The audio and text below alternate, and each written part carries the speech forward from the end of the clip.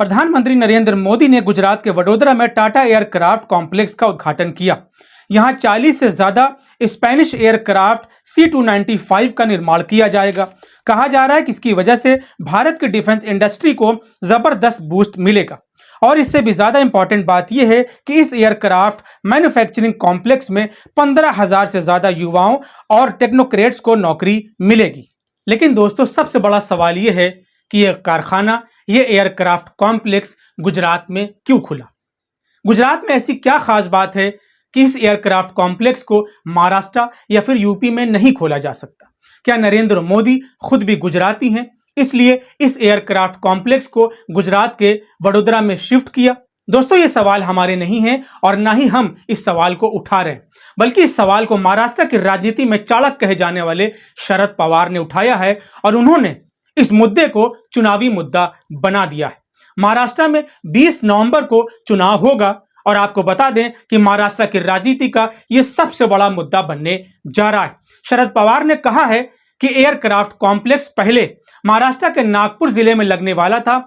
रतन टाटा इसके लिए तैयार थे, उन्होंने ग्रीन सिग्नल भी दे दिया था, लेकिन नरेंद्र मोदी ने ऐन वक्त पर रतन टाटा से कहकर इस एयरक्राफ्ट कॉम्प्लेक्स को महाराष्ट्र से शिफ्ट करा के गुजरात के वडोदरा में खुलवा दिया। कांग्रेस नेता जयराम रमेश का भी यही आरोप है कि नरेंद्र मोदी ने जानबूझकर इस एयरक्राफ्ट कॉम्प्लेक्स को महाराष्ट्र की बजाय गुजरात शिफ्ट करा ले गए। दोस्तों, शरद पवार और जयराम रमेश के आरोप में दम है, क्योंकि इसी साल सितंबर के महीने में इलेक्ट्रॉनिक कंपनी फॉक्सकॉन के सेमीकंडक्टर प्लांट को भी महाराष्ट्र से गुजरात में शिफ्ट किया गया था, जिसकी वजह से शिंदे सरकार विपक्ष के निशाने पर आ गई थी। दोस्तों, मीडिया रिपोर्ट्स की माने तो इस एयरक्राफ्ट कॉम्प्लेक्स में करीब 18,000 लोग काम करेंगे।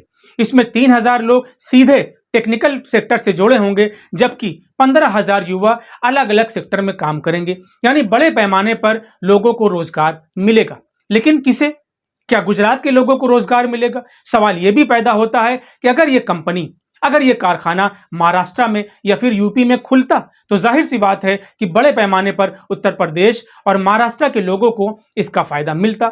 लेकिन यह कंपनी अब गुजरात में शिफ्ट हो गई है। गुजरात में इससे पहले ढेर सारी कंपनियां शिफ्ट हो चुकी हैं और पहले से ही वहां सैकड़ों हजारों कंपनियां हैं। जिस स्टेट में इतनी ज्यादा कंपनियां हैं, वहां 1-2 कंपनियां और शिफ्ट करने का क्या मतलब है? क्या नरेंद्र मोदी सिर्फ गुजरात के प्रधानमंत्री हैं? वो खुद को देश के प्रधानमंत्री नहीं समझते?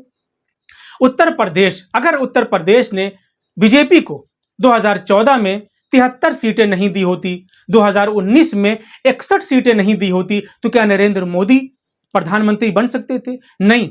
लेकिन जब कंपनी या कारखाने खोलने की बात आती है, तब उन्हें गुजरात याद आता है। वो उत्तर प्रदेश को भूल जाते हैं। वो बनारस में चुनाव लड़ने के लिए आते हैं, लेकिन कारखाना नहीं खुलवाते।